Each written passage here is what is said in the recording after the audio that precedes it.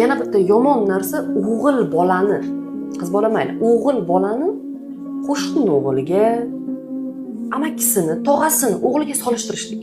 Buni qara nimalar qilyapti? Buni qara nimalar qilyapti? Ana shu solishtirishchi bolani yoshligidan boshlanadi. 1 yoshga kirdi, qo'shningning bolasi yurib ketdi, hali yurmadi. Maktabga chiqyapti, uni bolasi zo'r o'zlashtirib, maniki o'zlashtirib. Shunga shukr qilish kerak-ku. Maktabga chiqqaniga shukr qilish kerak-ku. Yo'q. Uniki yurdi, maniki yurmadi. Uniki birinchi o'rinni oldi, maniki 3ta oldi-ku, zato. Yo'q, uni e'tibor bermaymizda, faqat balantiga qarab bolani solishtiramiz. Bolani qanotga sindiramizda, o'g'il bola, erkak kishini qanotga shundoq sindiramiz, keyin unga uchdimiz. Qalayapsan? Ucha olmaydi. Va xuddi shu holat keyinchalik bolani ikkinchi oilasida, ya'ni ayoli tomonidan boshqa erkaklarga solishtirilishi. Ayol solishtiraveradi.